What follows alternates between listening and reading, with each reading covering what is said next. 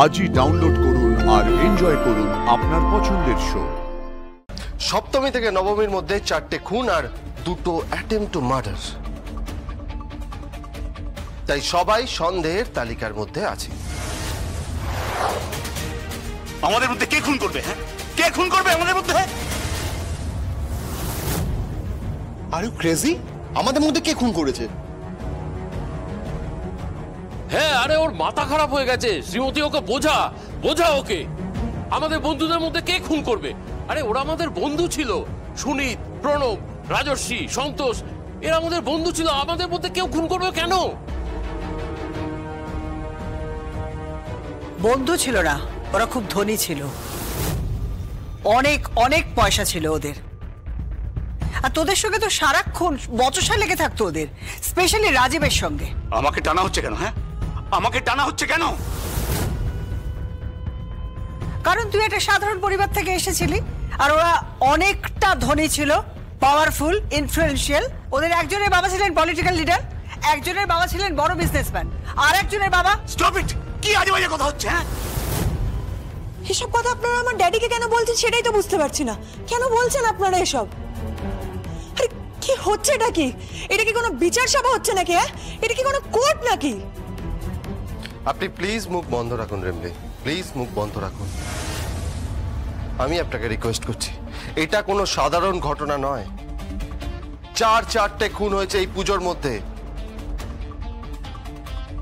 সপ্তমী থেকে নবমীর মধ্যে 4টে খুন আর 2টো অ্যাটেম্প টু মার্ডার। তাই সবাই সন্দেহের তালিকার মধ্যে আছে।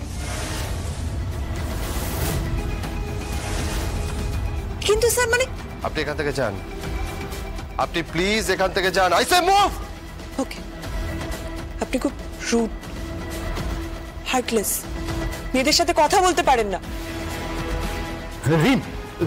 দাঁড়ান, আপনি চুপচাপ ওখানে বসুন, একদম উঠবেন না। আমি একটা ভিডিও কল করছি। Video call? হ্যাঁ।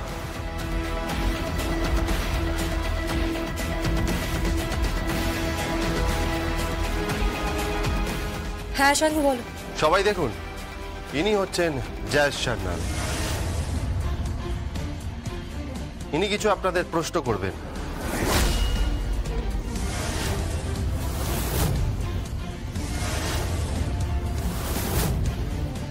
কেমন আছেন আপনি? ভালো আছি। উনি জয়েশ সান্যাল মানে? একজন দাপুটে অফিসার, যার মস্তিষ্ক কম্পিউটারকেও হার মানিয়ে দেয়। শুভ জগদ্ধাত্রী পুজো। আলাপ করিয়ে দিই জগদ্ধাত্রী। ইনি হচ্ছেন শ্রীমতী সেন। তুমি তো নিশ্চয়ই ওনাকে চেনো। হ্যাঁ, সংকল্প কাকুন ভালো আছে তো? হ্যাঁ হ্যাঁ, ওরা ভালোই আছে। ইনি কি তোর? হ্যাঁ, ওনার পরিবারের মেয়ের সঙ্গে আমার ছেলের বিয়ে হয়েছে। ও, ইনি হচ্ছেন আলোক পর্ণা, গাইনোকোলজিস্ট, বিখ্যাত। হাই। উনি ডক্টর সুব্রত, এমডি। উনি ডক্টর উজ্জ্বল, পেডিয়াট্রিশিয়ান। উনি ডক্টর অমিতাভ, নিউরোসার্জন। আর ইনি হচ্ছেন ডক্টর রাজীব। ইনি হচ্ছেন প্রখ্যাত কার্ডিওলজিস্ট, হার্ট সার্জারিতে পটু। আই এম ভেরি সরি এত রাত্রে আপনাদের সকলকে বিরক্ত করছি। না না না, আপনি বলুন। হ্যাঁ হ্যাঁ, আপনি বলুন, আপনি কোনো সংকোচ করবেন না, বরং বিরক্ত তো আপনিই হচ্ছেন। আমি আসলে এই কেসগুলো সঙ্গ মুখার্জিকে রেফার করেছিলাম, যার মধ্যে একটি হচ্ছে সুলগ্না বক্সির, যিনি মেডিকেল কলেজে পড়তেন, খুন হয়েছিলেন আজ থেকে ঠিক 28 বছর আগে।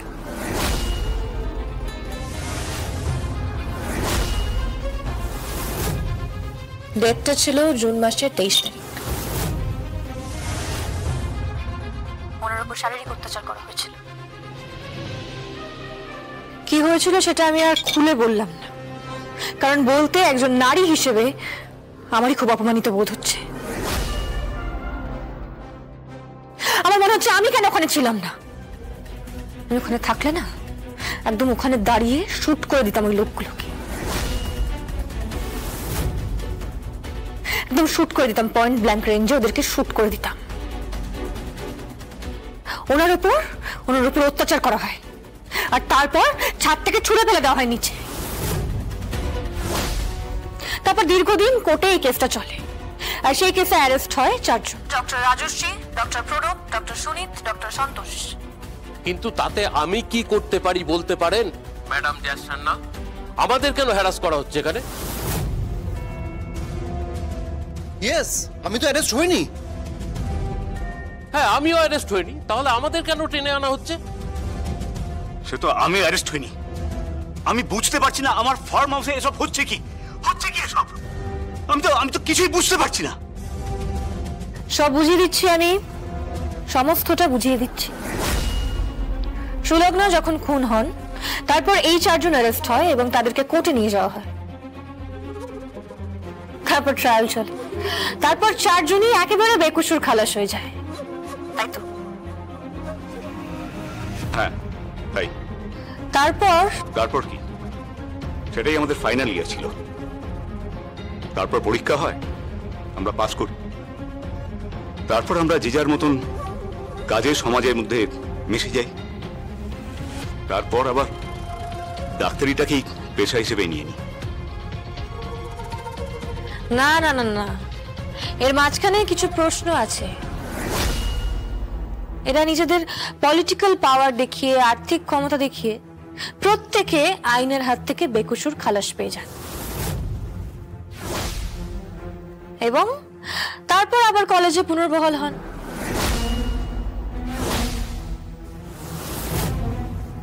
তারপর আপনারা নিশ্চয়ই জানবেন doctor Rajib, doctor Subrata, doctor Ujjwal, এরা আপনার থেকে 1 বছরের জুনিয়র হয়ে যায়, এবং সেখান থেকে ওরা পরবর্তীকালে মেডিকেল কলেজ থেকে পাস আউট হয় এবং তারপর পরবর্তী জীবনে ডাক্তারি করতে শুরু করে, তাই তো? হ্যাঁ। তাহলে ভেবে দেখুন, ডক্টর সুনীত, প্রণব, রাজশ্রী এবং সন্তোষ, এই 4 জনই খুন হয়েছে, এবং এই 4 জনই কিন্তু অ্যারেস্টও হয়েছিল। তার মানে এটা কি? তার মানে এটা প্রতিশোধের গল্প। হোয়াট? হ্যাঁ। দেখুন, আমার ঘুম পাচ্ছে, আমি খুব টায়ার্ড আছি, আর কাল সকালে আমাকে বেরোতে হবে। আমি ঘুমোতে যাচ্ছি। আরে দাঁড়ান, কেসটা আজ রাতেই সলভ হয়ে যাবে। আমি ভিডিও কলে আছি, আর শাঙ্গু মুখার্জি আপনাদের সামনে আছে, আমাদের ব্রাঞ্চের 2 জন intelligence officer. So behave yourself. হ্যাঁ, চুপ করে ওখানে দাঁড়িয়ে থাকুন।